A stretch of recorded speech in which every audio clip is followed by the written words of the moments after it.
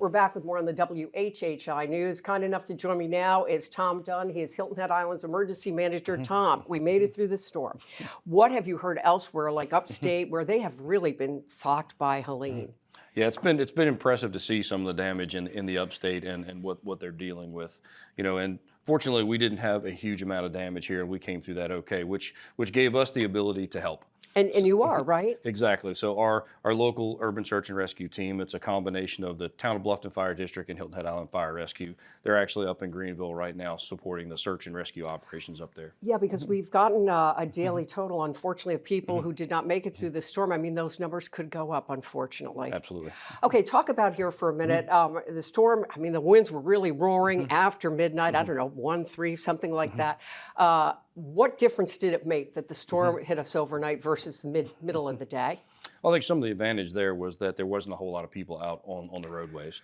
And that's one of the things that we tried to stress early on is please stay home, stay put, and stay in a safe place. Okay. Now, the cone of error, National Weather Service, talk about the importance of that and why we may need to think beyond that sometimes. Yeah, a lot of times we spend a whole lot of time focusing on the error track. And if you look at that error cone for this storm, you can see how far west it was of us. And when you start looking at the actual size of the storm compared to the error cone, the error cone is an important piece of information, but it's also how large is the wind field outside of that error cone. And it was large. It was huge. That storm was incredibly massive, and you saw we were on the far end of the rain bands and the wind bands, and you saw the impacts that we got. We certainly got tropical force winds. I know that, Absolutely. which I had to look it up. 39 to 73 miles an hour. We were up there in the 60s at points, maybe even 70. Yep, every bit mid-60s for wind gusts for sure. Okay, let's talk about going out after the storm, because I know we were getting, advisories from the sheriff's office and probably from you as well. Don't go out the next morning. Please let people do what they had to do. Why is that important, and what were people working on at that point? Well, the important thing at that point is there's trees that still may fall, and there are ones that have already fallen. So now, may still fall because of remaining winds, because of weakened root systems, what? A combination of all the above. We didn't get a whole lot of rain, but we still got a lot of wind. So that tree may not have been completely ready to fall,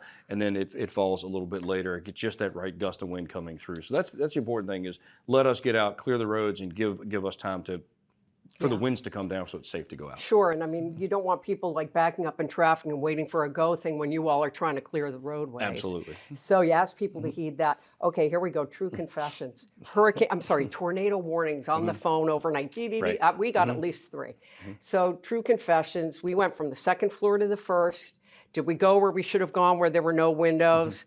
No, we said, oh, we'll know, and we'll run down there at the last second. Smart, dumb, you can call me dumb, it's okay. But I heard a lot of people say, well, I was near the closet with no windows. But what should we do? I mean, the smart thing to do and the cautious thing to do is to go ahead and heed that warning and go into an interior room if you have it, a room with no windows if you have it.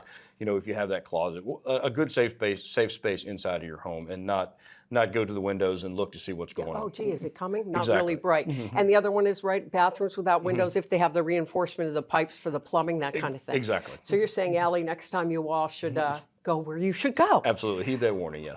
What else do you want to let people know about? We're doing pretty well with the cleanup. I had mentioned earlier, town was kind enough to let people bring debris over to Honeycomb Coastal Discovery Museum. There was a lot of debris.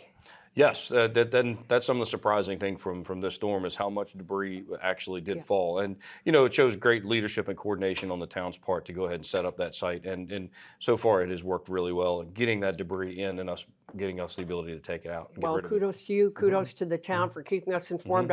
We can hope it's over for the season, but I don't know. Yeah, never know. Tom Dunn, thank you so much. Yes. And we will be back with more in just a moment.